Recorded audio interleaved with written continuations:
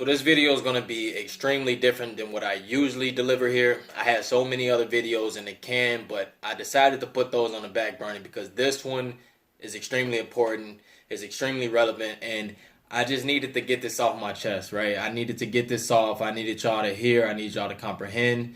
So I might be a little bit rambly. Not sorry.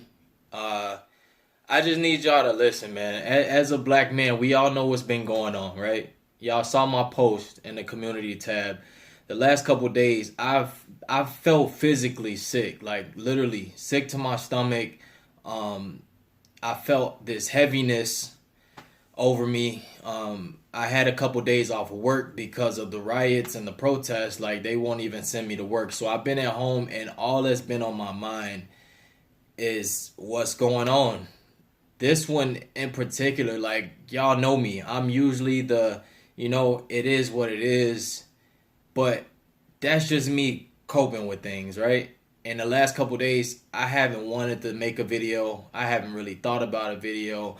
I tried to, spark conversations and get people's points of views from social media, but just seeing so much of that stuff, that weighed on me too. So I had to jump off of social media for a few days, and it's like I'm really, really, really feeling it. So like I said, this video might be a little bit rambly, but I gotta get this off, and I gotta kind of get people to understand. Like, I feel like I wouldn't be utilizing my platform if I didn't shed light or bring my perspective on a situation, right? We all know what's going on with the death of George Floyd, with the death of Ahmaud Arbery, with the death of Breonna Taylor, with the death of so many other people, because this has happened time and time again.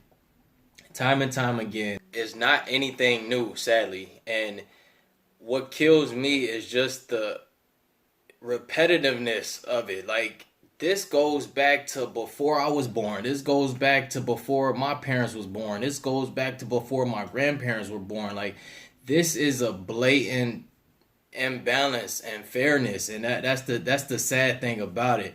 It's just different forms of it. So it goes back to slavery, and from slavery you break free, right? We all know that we broke free of physical slavery. Like, you do this, if you don't do this, I'll whip you, etc. And then we go into mental slavery. So we're basically still enslaved because there are so many things in place. There are so many things in place, and it's just sad.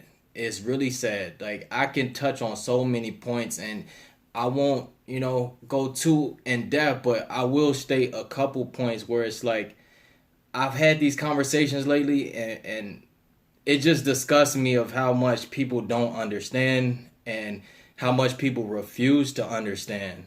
It really bothers me. So I'm a huge advocate for creating your own opportunities or creating your own life, but it comes a point where you can only do so much.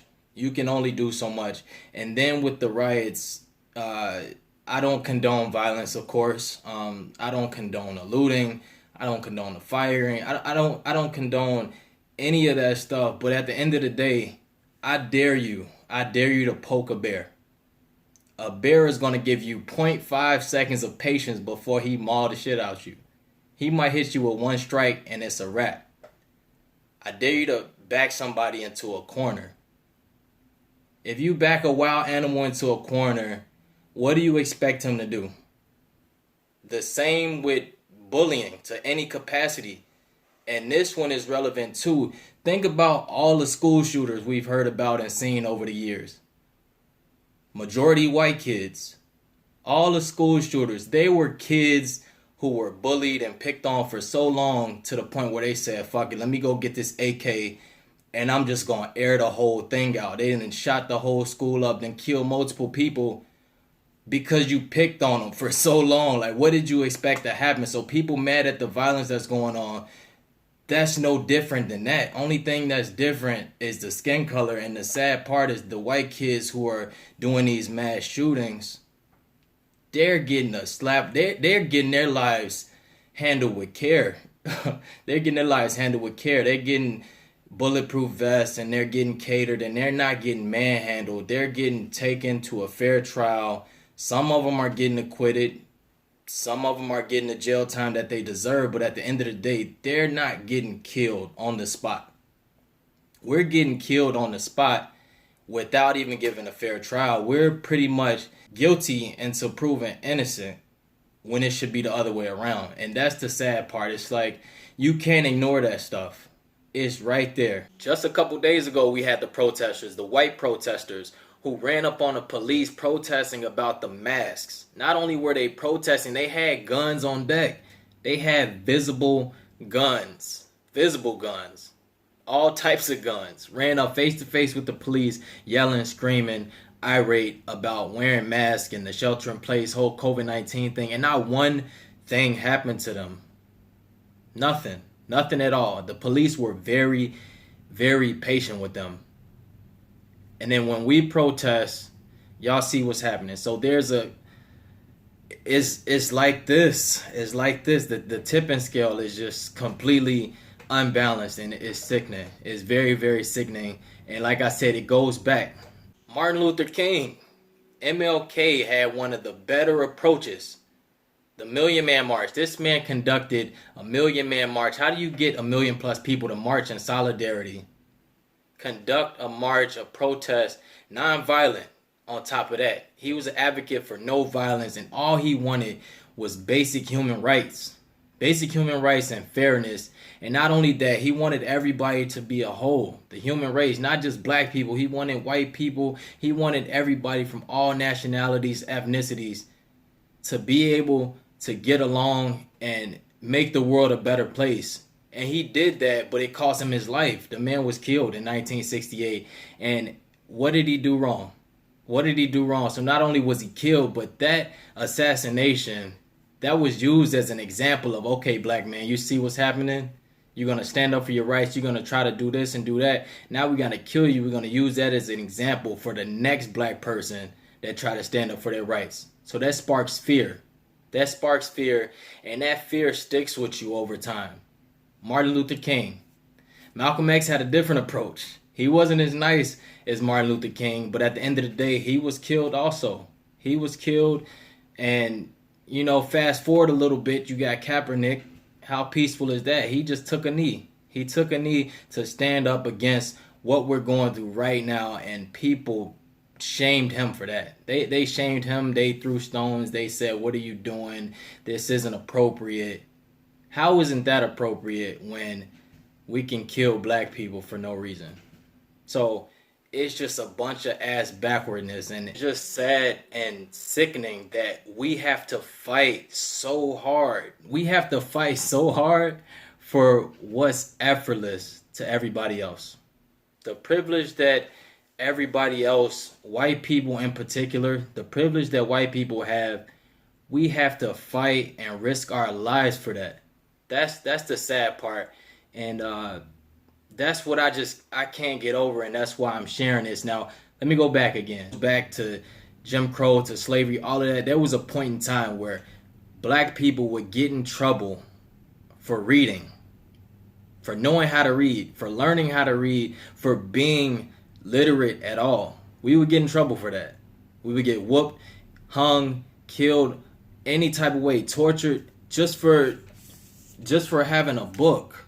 Just for having a book. Think about how deep that is.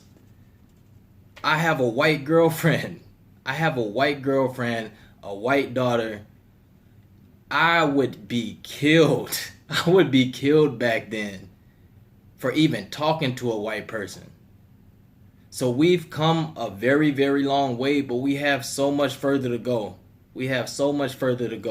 For those who don't know what redlining is, like, there was a point in time where on a map, they literally drew a red line around certain communities, black communities, minority communities, and within those red lines, they would deny us certain loans, they would deny us certain financial services, they would deny us certain credit, like, they would just deny us anything that would help us progress financially.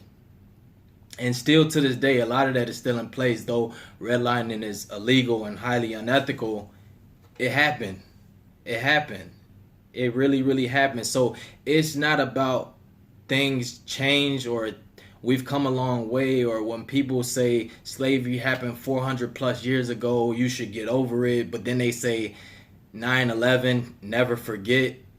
That's just, that's a slap in the face. That's a slap in the face. And it's only so long that people can be patient with that and deal with that to the point where they lash out. And that's what's happening right now. We get harassed on a regular basis. Black people are profiled on a regular basis. I feel like I just talked about that recently. When you think about it, it all comes down to poverty as well. People always saying, well, black people are doing this, or black people are committing X amount of crimes. And if you were starving, right? Let's see the people in poverty now. Let's take it there, because I was once in poverty. If you were starving, you didn't know where your next meal was going to come from.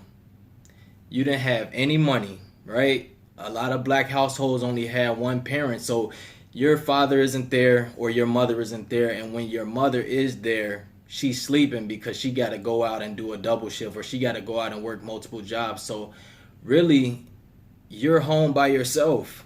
You're home by yourself starving, or if you got siblings. And then that's when the violence happens. That's when the crime happens, because you got to go out there and figure out how you're going to eat. So you start off stealing, or you start off selling drugs, and then it's just a cycle, because you have the school to prison pipeline. So all it takes is for you to get a bad record.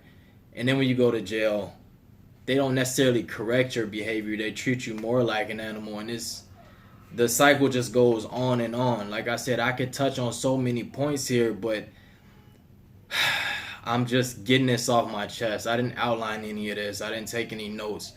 I'm just speaking from my experience. All right, this little girl done woke up. I thought I had a moment, but look, long story less long, it comes down to resources, and it comes down to exposure, right? So black people have significantly less resources than anybody else, but somehow we still manage to make do with what we have. We still manage to make do with what we have. And here's a fun fact, or prime example. Back to slavery days, when people would get the food, or whenever they would hunt, they would take the best parts of the pig, right? White people would take the best parts of the pig, and they would leave us with the intestines. This is the part where we make do with what we have, right? As far as soul food, if you know anything about the black community, there's a staple dish called chitlins. Pronounce it properly, chitterlings, right? Look that up. That's nothing but pig intestines. That's what they would leave us to eat, and we would make do with it. So for whatever reason, that's still a staple today, and it's because it's been ingrained in us since way back when. I know some people who will take some chitlins, dress them up, season them up real nice, and slam them. I'm not a fan of them. They're disgusting, but you get where I'm going, right? Resources and exposure. I know a bunch of people who've never been outside the hood, and the hood is nothing but a trap. I've been in poverty. I've been out of poverty. I've been on this earth for 31 years, and you know what? I honestly don't have all the answers. I don't have all the answers, but I'm always seeking them. I've felt and been through everything that a black person can go through when you think about it. Black men in particular, but at the end of the day, I'm still keeping it moving. I'm still keeping it pushing. I'm staying as strong as I can, because honestly, I haven't been too strong the last couple days. Like I said, I've been stuck. I've been feeling hopeless. I've been feeling physically sick with everything that's going on. But this isn't recent. I felt this my entire life. So I just want to have a good conversation. This isn't about black or white.